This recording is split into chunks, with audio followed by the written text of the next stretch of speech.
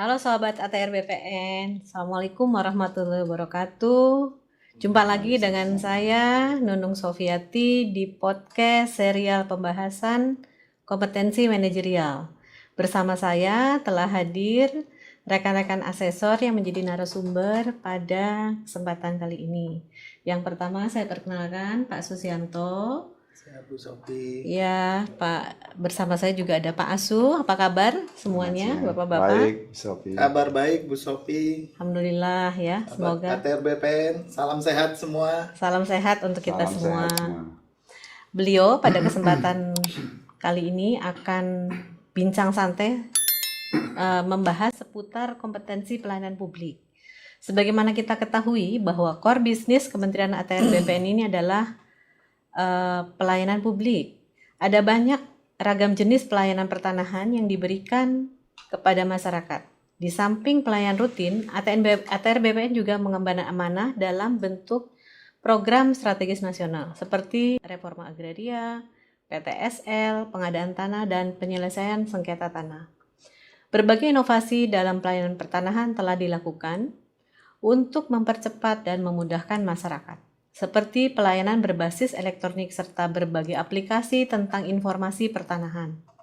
Untuk melaksanakan penyelenggaraan pelayanan publik, diperlukan ASN yang profesional, kompeten, dan kompetitif. Dalam Permen Pan RB nomor 38 tahun 2017 yang mengatur tentang standar kompetensi jabatan, disebutkan bahwa ASN harus memiliki 3 kompetensi, yaitu kompetensi teknis, kompetensi manajerial, dan kompetensi sosial kultural. Salah satu dari 9 kompetensi manajerial adalah kompetensi pelayanan publik. Ada 5 level dalam kompetensi pelayanan publik, namun pada kesempatan ini kita akan bahas hanya sampai 3 level saja. Sobat ATR BPN, untuk mengetahui lebih jauh apa itu kompetensi pelayanan publik akan dijelaskan oleh rekan-rekan asesor sebagai narasumber. Tanpa memperpanjang waktu, yang pertama saya ingin menanyakan kepada narasumber Pak Susianto ya, terkait dengan definisi pelayanan publik. Dan apa sih sebetulnya kompetensi itu? Silakan Pak Susianto. Baik, terima kasih Bu Sofi, Sobat ATR BPN seluruh Indonesia dimanapun Anda berada. Secara umum yang dimaksud dengan kompetensi ASN adalah kombinasi dari pengetahuan, keterampilan, dan perilaku yang harus dimiliki oleh ASN untuk dapat melaksanakan tugasnya secara efektif. Itu pengertian tentang kompetensi secara umum. Sedangkan definisi dari kompetensi pelayanan publik adalah kemampuan seorang ASN dalam melaksanakan tugas-tugas pemerintahan, pembangunan, dan kegiatan pelayanan publik secara profesional, transparan, mengikuti standar pelayanan yang objektif, netral, tidak memihak, tidak diskriminatif, serta tidak terpengaruh kepentingan pribadi, kelompok, golongan, maupun partai politik. Jadi seperti itulah kira-kira Bu Sofi unsur-unsur dalam kompetensi pelayanan publik. Baik, terima kasih Pak Susianto. Tadi saya mencatat ada beberapa kata kunci ya dari definisi pelayanan publik itu. Tadi ada profesional, transparan, mengikuti standar pelayanan yang objektif, netral, tidak memihak, tidak diskriminatif, serta tidak terpengaruh kepentingan pribadi, kelompok, atau golongan atau partai politik. Bagaimana ya cara mengukurnya? Gimana mungkin Pak Asu bisa menjelaskan? Baik, Bu Sofi. Terima kasih atas waktunya. Dalam mengukur kompetensi manajerial seorang ASN, kita sudah memiliki aturan, Bu Sofi, yaitu Permen 38 tahun 2017 dengan menggunakan leveling, Bu Sofi. Ya. Level 1 untuk deskripsinya, bagaimana seorang ASN mampu menjalankan tugas mengikuti standar pelayanan sesuai dengan yang ada di lingkup kantor atau unit kerjanya. Adapun indikator perilakunya ada 3, Bu Sofi. Ya, seorang ASN harus mampu mengerjakan tugas-tugas dengan mengikuti standar pelayanan yang objektif, netral, tidak memihak, tidak diskriminatif, transparan, dan tidak terpengaruh kepentingan pribadi, kelompok, ataupun partai politik. Itu yang pertama. Kemudian yang kedua, seorang ASN harus mampu melayani kebutuhan, permintaan, dan keluhan pemangku kepentingan.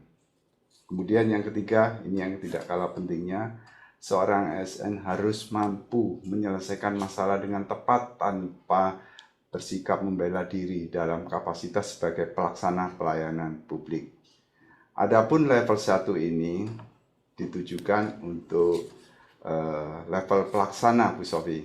Ya, demikian yang dapat kami sampaikan berkaitan deskripsi dan indikator dalam kompetensi pelayanan publik. Baik, terima kasih Pak Asuh.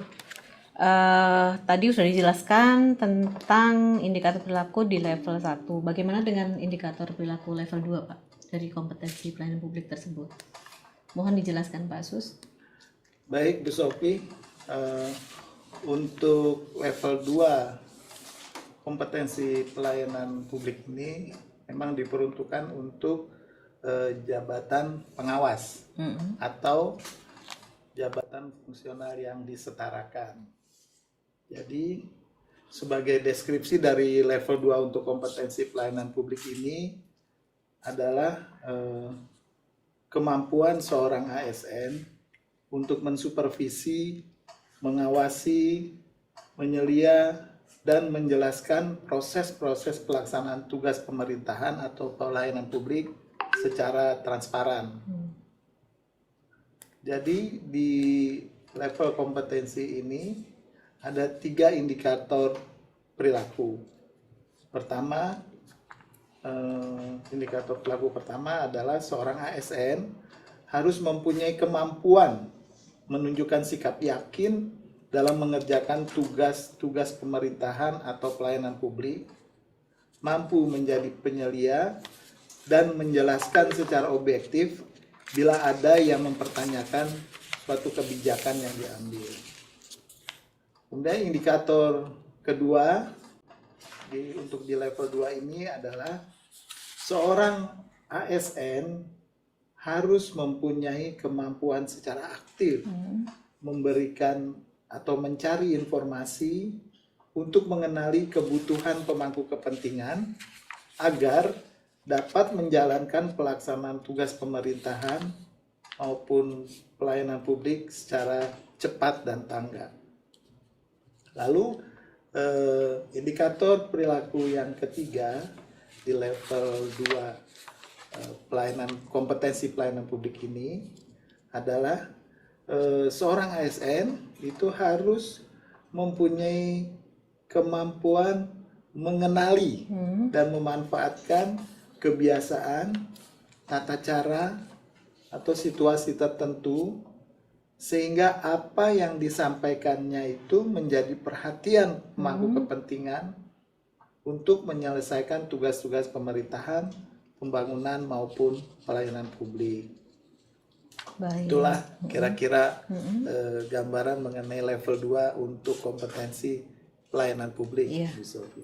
Ya, baik. Terima kasih. Tadi sudah terlihat ya bedanya. Kalau tadi kan bahwa level 1 itu untuk jabatan pengawas, untuk level 2 itu tadi disebutkan Pak Asus untuk jabatan Level 2 untuk pejabat pengawas.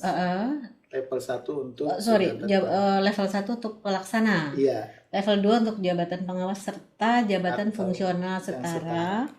Nah, bagaimana dengan level 3?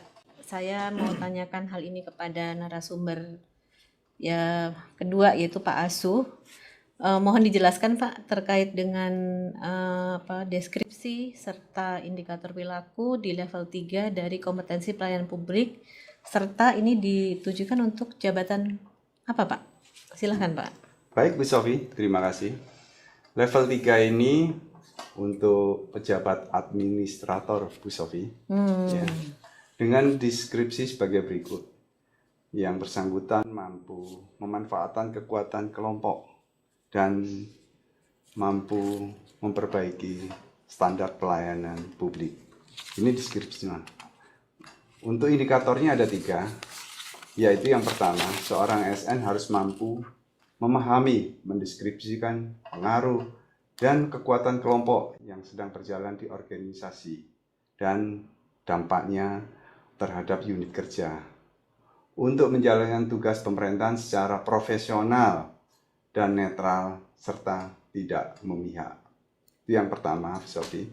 Kemudian yang kedua, seorang ASN harus mampu menggunakan keterampilan dan pemahaman lintas sektoral, lintas organisasi untuk secara efektif secara efektif untuk memfasilitasi kebutuhan kelompok yang lebih besar dengan cara yang mengikuti standar efektif, objektif, transparan, profesional, sehingga tidak merugikan para pihak di lingkup pelayanan publik unit kerjanya. Kemudian yang ketiga, seorang ASN harus mampu mengimplementasikan cara-cara yang efektif untuk memantau dan mengevaluasi sekaligus masalah yang dihadapi oleh pemangku kepentingan serta mengantisipasi kebutuhan mereka saat menjalankan tugas untuk pelayanan publik di unit kerjanya. Itu untuk level 3, Bu Sophie. Baik, jadi level 3 ini kompetensi yang harus dimiliki oleh pejabat administrator dan pejabat fungsional setara, Pak ya. Ya, betul, Bu Sophie. Menarik sekali ya diskusi kita kali ini. Terima kasih atas tadi penjelasan dari Bapak-bapak narasumber. Namun sebelum kita akhiri, mungkin masih ada nih kiat-kiat nih dari Bapak-bapak asesor untuk para asesi dalam menghadapi penilaian kompetensi. Bagaimana Pak? Mungkin dari Pak Sus dulu, silakan. Ya, mungkin kiat-kiat sederhana aja ya, berkaitan dengan apa yang harus dipersiapkan oleh seorang asesi saat akan menghadapi suatu penilaian kompetensi atau assessment. Jadi pertama harus bersikap tenang ya, untuk bisa bersikap tenang menghadapi proses uji kompetensi ini. Memang kita harus bisa istirahat cukup saat paling tidak pada sehari sebelum kita menghadapi penilaian kompetensi, sehingga tubuh kita bisa lebih fresh, kita lebih tenang dalam menghadapi proses penilaian kompetensi. Nah, yang tidak kalah pentingnya adalah pemahaman seorang asesi terhadap kompetensi tadi. Jadi, seorang asesi itu harus bisa memahami indikator-indikator perilaku yang ada di level-level dari standar jabatan yang dituju, Sophie. Jadi itu bisa diketahui atau dipelajari dari Kamus Kompetensi Manajerial dan Sosial Kultural yang ada di Permenpan nomor 38 tahun 2017 ya. Di sana kita bisa membaca atau bisa memahami apa itu indikator perilaku untuk di tiap-tiap level ya. Kalau untuk level 1 itu untuk pejabat pelaksana, level 2 untuk pejabat pengawas, level 3 untuk pejabat administrator. Jadi itulah yang harus dipahami oleh seorang asesi. Dan jangan khawatir apabila kita belum mencapai standar kompetensi jabatan yang dituju, maka akan dilakukan pengembangan dalam bentuk keikutsertaan dalam suatu pelatihan atau kursus-kursus yang akan diselenggarakan oleh PPSDM. Jadi jika terjadi gap antara level kompetensi yang dituju dengan level yang ada dikuasai saat ini oleh seorang asesi, maka akan dilakukan pengembangan terhadap kompetensi itu melalui proses pelatihan dan kursus-kursus atau workshop yang akan disediakan oleh PPSDM, akan difasilitasi oleh PPSDM. Oh, gitu Kira-kira ya Pak seperti ya. itulah Oh iya ya. kiat-kiatnya, Jadi Mbak Sofi. teman-teman nggak usah khawatir ya. Iya, Itu ternyata PPSM sudah menyiapkan ya berbagai kursus untuk pengembangan diri gitu ya. iya. Baik, terima kasih Pak Susianto. Mungkin ada tambahan Pak Asu terkait dengan kiat-kiat tadi? Nah, boleh ada sedikit ini kiat-kiat untuk teman-teman atau rekan-rekan ASN. Dalam wawancara atau menjawab pertanyaan, gunakan STAR. Ya, Apa itu Pak? ya. STAR untuk menceritakan pengalaman kerjanya atau sukses story-nya itu, situasinya bagaimana, tugasnya sebagai apa, aksi atau tindakannya, upaya untuk menyelesaikannya bagaimana, dan bagaimana result-nya atau hasilnya. Kemudian timingnya atau waktunya kapan. Ceritakan semuanya dengan detail. Itu prinsip yang harus disampaikan oleh seorang ASN dalam ikut wawancara atau ikut kompetensi dalam suatu kompetensi di manapun dia mengikuti.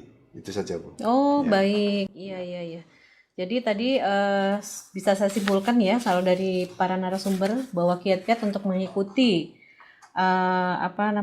asesmen center atau penilaian kompetensi ini, yang pertama tadi, yang penting rekan-rekan itu tenang. Sebelumnya butuh istirahat yang cukup, makan makanan yang bergizi gitu ya Pak Sus ya.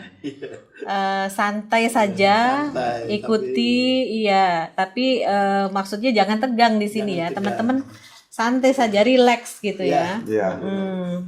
Terus juga teman-teman sebelumnya mungkin perlu memahami indikator perilaku yang ada dalam kamus kompetensi itu. Jadi sobat ATR BPN bisa baca sebelumnya ya. Bisa, iya. Di kamus itu ya, mempelajari gitu loh. Terus menyampaikan tadi kata Pak Asu tuh success story-nya ya dengan STAR itu. Betul. Ceritakan mulai dari situasinya bagaimana, Iya. tasnya apa gitu ya, Terus actionnya bagaimana, terusnya resultnya apa gitu ya. Ya.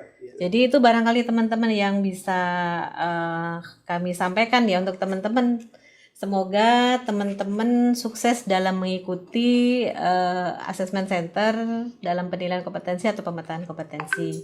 Demikian dari kami. Saya ucapkan terima kasih atas perhatian teman-teman dan saya akhiri wabillahi taufiq wal hidayah. Wassalamualaikum warahmatullahi wabarakatuh. Salam sehat buat kita semua. Assalamualaikum. Waalaikumsalam. PPSDM Road to Korpu. PPSDM mencetak ASN muda unggul.